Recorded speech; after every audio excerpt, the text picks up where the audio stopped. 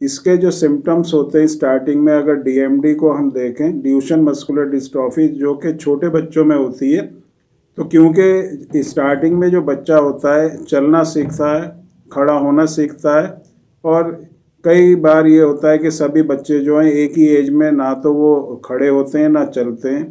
तो बहुत ज़्यादा अगर टाइम बच्चे को लग रहा है चलने में या खड़े होने में, तो स्टार्टिंग में यही होता है कि बच्चे को कमज़ोरी है, वीकनेस है, या कैल्शियम की कमी है, या विटामिन डी की कमी है, जिसकी वजह से जो बच्चा है वो कमज़ोर है। तो इस तरह दिमाग में एक चीज़ रहती है कि बच्चा जो है कमज़ोरी की वजह से नहीं चलता। लेकिन इसमें अगर बच्चे में कोई दूसरी तरह के भी सिम्टम्स दिखाई देते हैं, जैसे जो बच्चा डीएमडी के जो बच्चे होते हैं ख़ास तौर पे जनरली क्या होता है, स्टार्टिंग में वो चलना स्टार्ट करते हैं, 2 साल में या 1.5 साल में बच्चा चलने लगता है, और वो 3 साल या 4 साल तक जो है बच्चा चलता रहता है, उसको कोई प्रॉब्लम नहीं होती। लेकिन उसके बाद महसूस होता है कि उसको बैठ के उठने में प्रॉब्लम हो रही है, और उसके बाद जो चलने में उसको प्रॉब्लम हो रही है। बच्चा जो है एड़ी उठा के चल रहा है, पंजे के ऊपर चल रहा है, और बच्चा जो है चलते चलते गिर रहा है। तो इससे ये पता चलता है कि जो मांसपेशी बच्चे की थी वो अब कमज़ोर हो रही हैं, और इसी तरह की जो प्रॉब्लम होती है उसको मस्कुलर डिस्ट्रॉफी कहते हैं।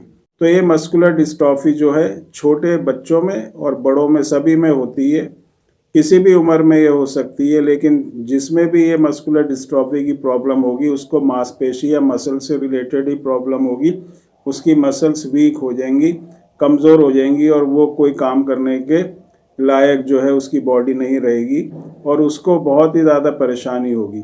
जिन लोगों को मस्कुलर डिस्ट्रॉफी होती है, अगर वो एलोपैथिक जो मेडिसिन यूज़ करते हैं, जिसको हम अंग्रेज़ी दवा कहते हैं, तो उसमें बताया जाता है कि इसकी कोई भी ऐसी मेडिसिन नहीं है।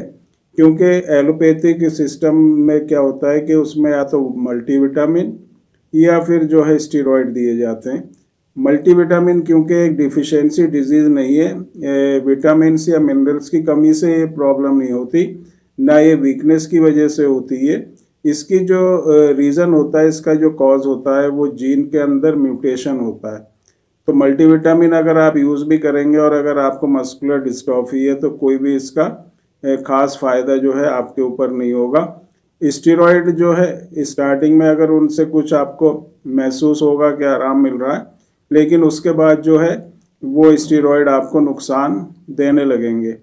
जो होम्योपैथिक मेडिसिन हैं उसमें बहुत ही अच्छी मेडिसिन ऐसी आती हैं जिनको अगर हम यूज़ करते हैं, जिन लोगों को मस्कुलर डिस्ट्रॉफी होती है, तो बहुत ही अच्छे रिजल्ट मिलते हैं।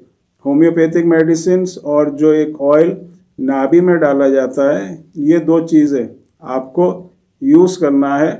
जो मेडिसिन है वो कंटिन्यूसली आपको लेना है, और जो तेल है, जो ऑयल है, उसको आपको दिन में 2 बार नाभि में डालना है, 4 से 5 बूंदें, और डालने के बाद आपको कम से कम 10 मिनट तक ऐसे ही लेटे रहना है। ये खाली तेल ही नहीं है, इस तेल में जो है होम्योपैथिक कुछ मेडिसिन मिक्स रहती हैं, जो बहुत ही अच्छा इफेक्ट जो है मसल्स के ऊपर जिनका रहता है। तो नाभि के थ्रू ये एब्जॉर्ब करती है बॉडी, और ये जो सेल्स होते हैं, जो फाइबर्स होते हैं मसल्स के, वहाँ पहुँच के उनको ताकत देती है मांसपेशी को। जो ड्राइनेस होती है मसल्स में, जो वीकनेस होती है, उसको जो है रिवाइव करता है ये ऑयल, और उसको जो है रिकवर करता है मसल्स को। मसल्स में स्ट्रेंथ आती है, ताकत आती है। साथ में जो आप होम्योपैथिक मेडिसिन्स लेते हैं वो अपना काम करती हैं, और ये मेडिसिन्स और ऑयल लेने से बहुत ही अच्छे रिजल्ट जो है मस्कुलर डिस्ट्रॉफी की प्रॉब्लम में होते हैं। तो बेस्ट ऑप्शन अगर जिनको मस्कुलर डिस्ट्रॉफी है, चाहे वो डीएमडी है, लिम्ब-गडल मस्कुलर डिस्ट्रॉफी है, बेकर मस्कुलर डिस्ट्रॉफी है, या इसके साथ मायोपैथी या मस्कुलर एट्रोफी, किसी भी तरह की मसल्स वीकनेस है, मसल्स में वीकनेस है, मस्कुलर प्रॉब्लम है, तो ये मेडिसिन लेने से बहुत ही अच्छे जो है रिज़ल्ट मिलते हैं।